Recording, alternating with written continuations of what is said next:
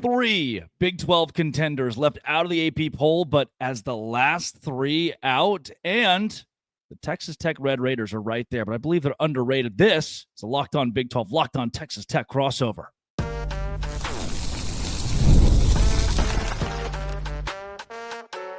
You are Locked On Big 12, your daily podcast on the Big 12 Conference. Part of the Locked On Podcast Network, your team every day. Happy August, everybody. It is football season. We are just days away from Kansas State, Iowa State kicking things off in Ireland. I'm Drake Toll from Locked On Big 12, America's #1 Big 12 podcast. That is Chris Level of Locked On Texas Tech. And today, the AP poll, released yesterday, is one of the polls of all time. I think it's a little bit better than the coaches poll. We will get to the 3 that were ignored or left off. I say ignored. They were in seemingly everybody's top 25, but off the table. And then I think Texas Tech is maybe the most underrated Big 12 team going into 2025. Speaking of the Red Raiders, oil money, NIL, another 5-star in the doors. The defensive tackle, #1 player in the country on through some of these sites. Incredible what's happening there. How is it? Why is it? And we'll finish with BYU or Texas Tech. Who is the big dog? We hear a lot about NIL from both. #1 overall players, 5 stars from both. 2 programs, elite in this conference. If you hit subscribe, we get to keep our jobs. Level, I know that Texas Tech and that whole conversation, them being underrated in my book, is one thing that we that I want to get to. But just initial reaction of BYU, Utah, and Baylor being the first 3 out of the AP poll. Typical, not surprising. I mean, I think, this is a league. We know this, that not enough respect is given for some of the parity or anything like that. But you could have shuffled, other than Arizona State, you could have shuffled some of the other teams that we're talking about here. The other 3 that were ranked and the 3 that weren't, put them in a different order, nobody would have batted an eye. And that's kind of where it's at. But I thought it awfully ironic or humorous that the Big 12 had 26th, 27th, and 28th. So the top 28 teams in the country, that's 25% of those. What is that? 7 out of the 28. I mean, 25% come from the Big 12. That's not bad. Yeah. Shehan Jayaraj tweeting that the Big 10 had 6. So the depth of this conference shows through in that. You just don't get the fancy number next to your name. But at the very least, you would expect now, if BYU is able to win early games, Baylor, Utah, the exact same thing in the non-conference, they'd be the first ones to move up, though we know the loser of Kansas State, Iowa State likely moves out entirely. So you're going to be bounced once. There's nothing you can really do about it. Texas Tech. We've been set up. I mean, they did this on purpose. Of course, they included those 2, so one of them could get squeezed. But yeah, by September 1, you're going to go from 4 ranked teams, down to 3 for sure, almost guaranteed. Yeah, Texas Tech sitting in the top 25 is unfamiliar territory in the last couple of decades for the Red Raiders. Joey Maguire has walked through the doors and been better than what Tech experienced under Cliff Kingsbury or Matt Wells, for sure. And this year, to me, I keep saying it, is kind of the put up or shut up. This is must win because of the investment that Tech has put into football. You can't be given the keys to such a nice vehicle and then crash it or run it off the side of a cliff. Being in the top 25, sitting at 23, do you feel as though one of the most talented rosters in the country, the most talented in the Big 12, is being ignored with Texas Tech? To be perfectly honest, I wasn't going to be surprised if this poll came out and Texas Tech wasn't listed amongst the top 25. These things they're flawed. I think it's harder to try to rank teams now than ever before just because so many of the parts absolutely change. And it's pretty clear that enough of the writers felt pretty strongly about what Texas Tech did in the portal, even though they haven't seen these guys play together, not one time. I mean, Joey talked a lot about before the bowl game last year, kind of the meaningless game versus Arkansas there in Memphis, Tennessee.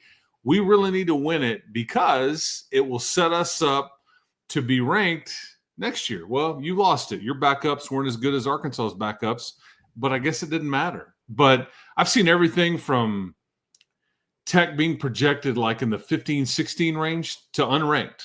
So I just wasn't sure what to expect, but I think the coaches poll last week listing Texas Tech at 24 you maybe felt like, okay, you would be squeezed into this AP poll, and you were, but yeah, this is very unfamiliar territory for Texas Tech. I mean, going back to 2008, the last time you were in both of these polls in the preseason, and that year everybody knew it, and you knew why, and you had a really good year the year before, and everybody was back, and all the things. But yeah, this is a bit different for sure.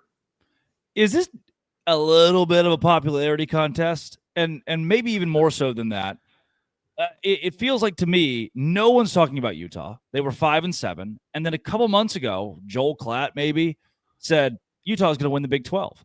Is it herd mentality? Somebody else in the wide sphere hears that and they think, oh, I'm going to be smart too. I'm going to put it's a little confusing why Utah is sitting right there in that top 28 to me. It's funny because everybody's got an outlet or a poll, and there's writers, and there's all the folks that are covering this stuff. And I've seen everything. It's like 2 to 3 week stretches because Baylor has had a lot of love in stretches. Utah has had a lot of love in stretches. Arizona State has been fairly common. Kansas State was getting a lot of love in stretches. But I think there was this Utah phase where it's like, whoa, Vegas odds. Yeah. They're showing up in some of these polls, and like what, and they kind of rode that wave for about 3 to 4 weeks. And so I don't know what all this matters. It's the time it's the time we spend, when games aren't being played, and you get talked into this, talked into that. But I do think Utah is going to be a handful. Ironically enough, that is Texas Tech's first conference game. It's in week 4 up in Salt Lake. I think that will be a massive game. That's where you find out what weight class everybody's in. Is the new quarterback and the new OC going to fix everything up in Salt Lake? Is Kyle Whittingham, is he still got it? Or did some of those losses they had on the defensive side of the ball going to hurt them? Is Texas Tech for real? It's very difficult to win up in Bryce Eccles. They had all these games last year where there were close losses, and BYU had a lot of close wins. So which way does it? I mean, that's kind of how this thing will go down. But yeah, Utah, I was expecting to see them sneak into this poll, if I'm being perfectly honest with you. Wow. It's again, herd mentality to me. It's the Illinois thing where we weren't really talking about Illinois, but the second someone puts them in there way too early, top 25, others jump on the band. Utah lost to Arizona last year.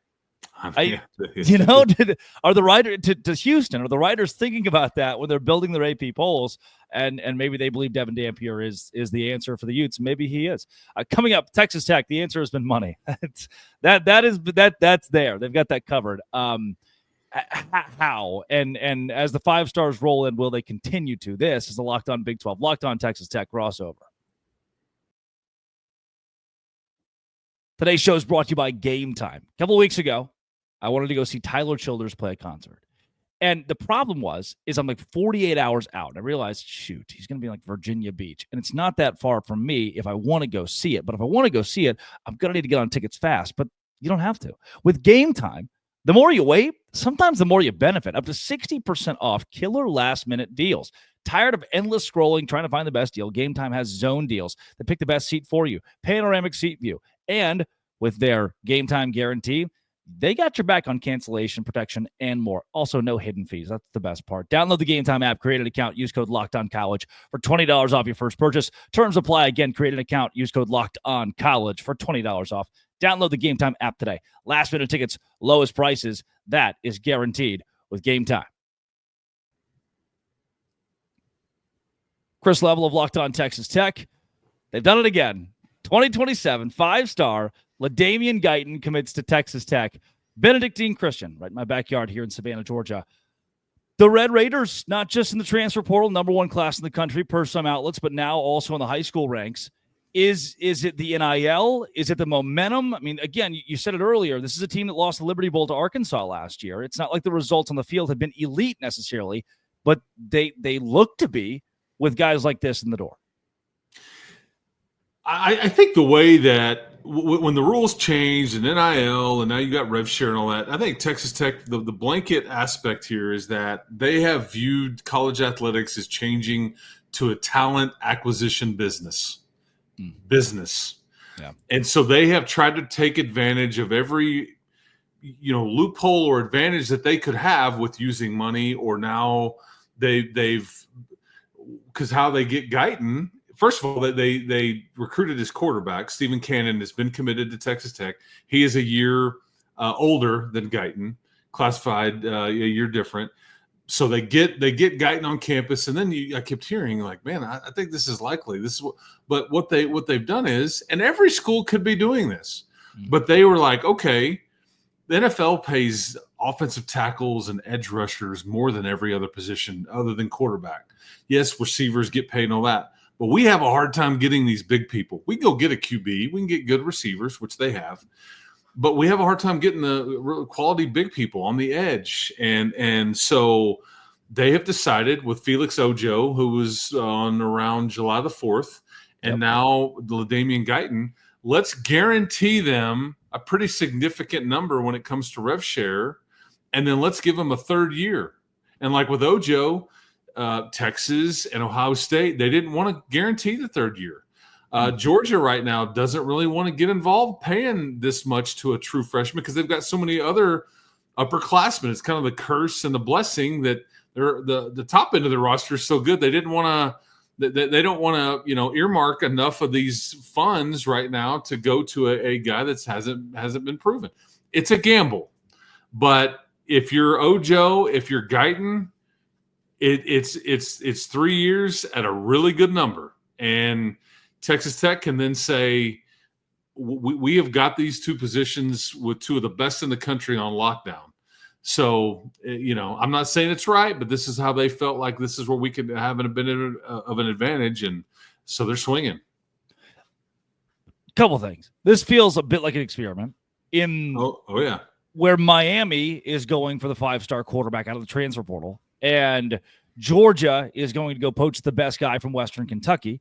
And even a TCU or a Baylor, you're seeing them still attack the transfer portal. Go, they'll pick up the 3-star, the 4-star from Franklin, but they're particularly looking at the guy who didn't work out at Arkansas to add to the roster and play at a TCU or Baylor. Texas Tech's putting a lot of eggs in a basket that most universities, like you said, they won't venture into. Alabama doesn't need to sign 20 of the top 100 kids out of high school when they can get a third-year guy from Western Kentucky who's ready to go today, and they understand already he can function in our system and in college football. We don't know yet, but I wonder if the risk is worth it.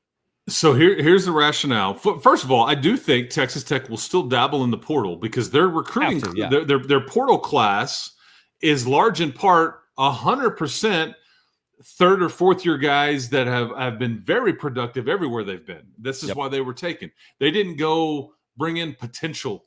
Okay. But now that the rules have changed a bit, there's maybe not going to be quite as much movement in the portal. There will be some. Everybody, the money, you can't just throw it around like you were. So they're trying to take it. And I asked somebody this question. I'm like, okay, the risk here, it may cause your overall team not to be quite as deep because you've allocated so much money to a few players and positions here. But what happens? I mean, 5-stars bust all the time. I mean, this is normal. What happens if you swing and miss here and you're kind of stuck? And the answer I got back was, look, everybody in the country offered these two guys. We've evaluated, we've looked at everything we possibly could. I'm willing to put my head on the pillow and sleep well at night if one of them doesn't work out, because this was a risk to us worth taking. And I think they view it as, even if they're a bust or not as good as what everybody would have thought, their floor is still pretty high. However, I think that they choose to view it like, what if we did go get the next this or the next that? Like, I mean, and now we've elevated the league. We've elevated our position in the league, and we've got elite, left tackle and elite edge rusher. Like, look out. Other folks in the league won't have anything close to that. So I think they felt it was a risk worth taking. Why now? Texas Tech, NIL's been a thing. We've been around here for 4 or 5 years in this NIL era, and the oil still, it wasn't just discovered yesterday. Why 2025 for the fan base, the donors, the coaching staff, the university, whoever, to finally get on board? It's funny you asked that because like Texas Tech with the first year of NIL, like the year or two prior to last December, I think they spent less than $1 million in total and brought in 12 players or something. And I think they realized midway through, like, boy, had they screwed up.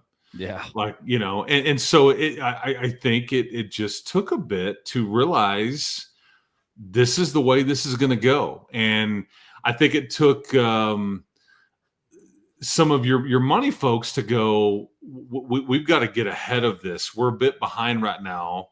And it was last July, August-ish, before last season, when they really started trying to formulate a plan for the upcoming December. Because I think even then they realized, okay, this is the way the rules are. Yeah. But you're right. The folks that have donated to this project, and there's been Cody gets he's clearly coordinated it all, but there's 6 or 7 people that have donated 7 figures plus to the cause. And I think it took Cody to kind of also coordinate and organize. But then last year they got so close to the Big 12 title game. This is motivated money, is what it is. You haven't been in Arlington. To be frank, I think some around here would tell you that's embarrassing. Like, everybody has been, to play for it or won it, and you haven't even been invited to the party. And I think you're trying to. So there was a slow build there, but I think Joey is a connector. I think that's been part of it too, this steady incline and all that. And I think so. These people went to Joey. It wasn't the other way around. Mm-hmm. What do you need? Okay, so if we give you this, what kind of, what can we expect to get back?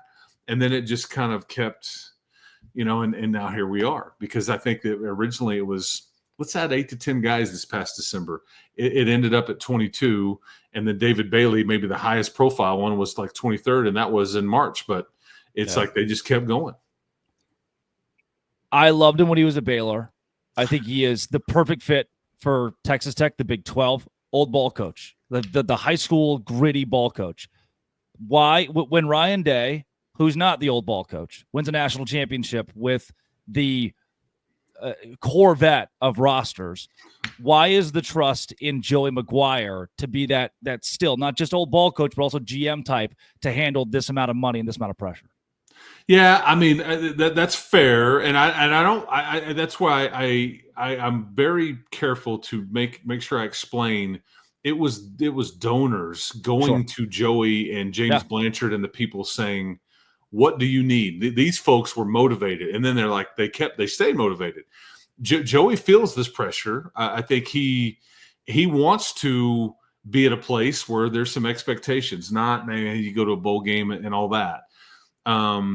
He's got the most. Him or Baron Morton have the most pressure of anybody in Lubbock, Texas this year. Yeah. That's just the way it works. It comes with the title, the paycheck, the position that you play. And right, wrong, or indifferent, one or both of those guys will be blamed for a lot of what goes on here if you don't get to where you want to go. He gets it. And did you go for it on 4th down too many times or not enough? Did you hire the wrong coordinator this year? I mean, whatever. People will come up with we know that. But he handles it. He's a perfect modern day college football coach.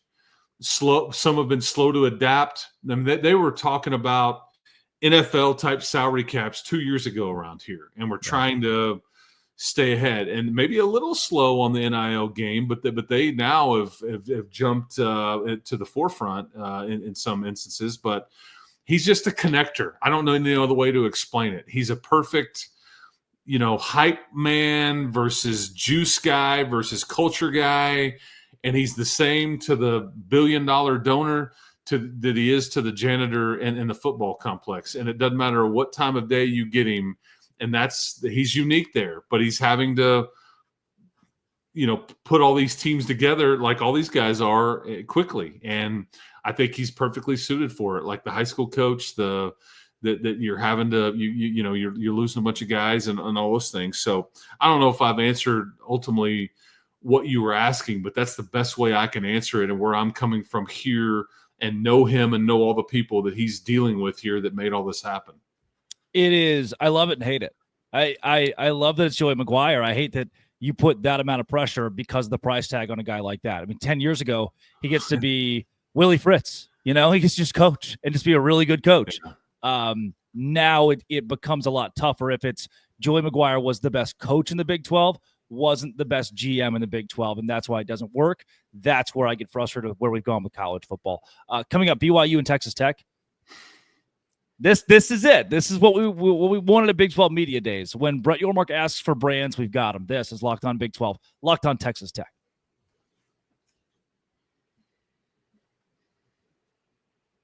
Chris Level with Locked On Texas Tech. Brett Yormark goes to the podium. He's asked a question about parity at Big 12 Media Days, and he says it's good. Everybody in the league can be good. 16 beating 1 to win the Big 12 championship, go to the playoffs, and fight for a national championship is awesome. But we need elite programs. We need 2 or 3 elite programs. BYU, Texas Tech. Is that your 2? Have we found our 2 based on commitments, recruiting, NIL, everything you were seeing right now? These 2 brands, if you will, have definitely created the most buzz in the last 6 to 9 months. I don't think anybody would disagree with that. Whether you deserve the buzz, whether you are accused of this, whether you have spent that, I mean, I don't think there's any doubt that you've been 2 programs that have been in the news cycle for all kinds of reasons more than anybody else. And it's like, which one is the bigger brand and all that? I guess is there more believers in the world, or is there more oil in the world? I don't know. If you want to get to, but I have felt like that of the 8 schools that have joined the Big 12 in this last 2 years, BYU far and away has been the best addition. It's not even close. Even over Arizona State, who just won it, and they were in the league for 1 year.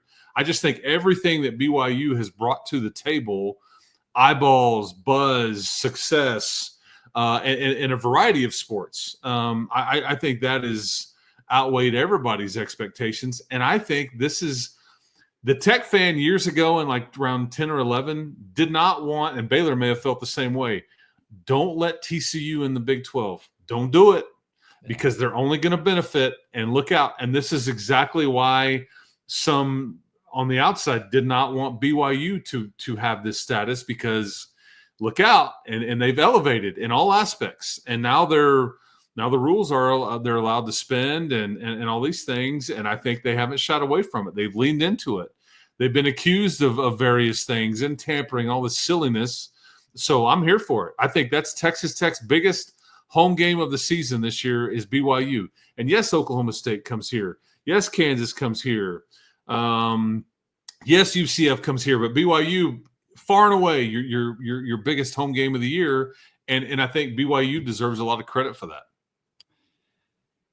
It is built a 1-2 punch that you can almost, because there is comparison, there is growth. If it was just Texas Tech and Kennedy goes out there, makes $1 million, brings you to the national championship, and AJ DeBonta didn't exist, there is no comparison in the Big 12. There is no conversation of who else is doing this so differently or with such fervor on the money side that it's turning heads. Colorado a little bit, but it's less NIL with them and more Deion Sanders being Deion Sanders. He's a stalwart within himself. That's a bit different than the conversation being had here of the institution itself fully committing to the modern era of college football, college softball, and the like. Is competition good? I mean, am I wrong there, or is this the Big 12 evolving in front of our eyes because 2 programs decided to do what no one else has yet?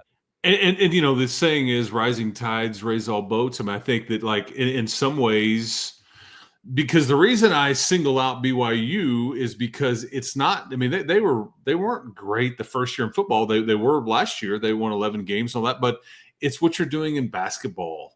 It's what you're doing in some of the other sports too. This is program wide.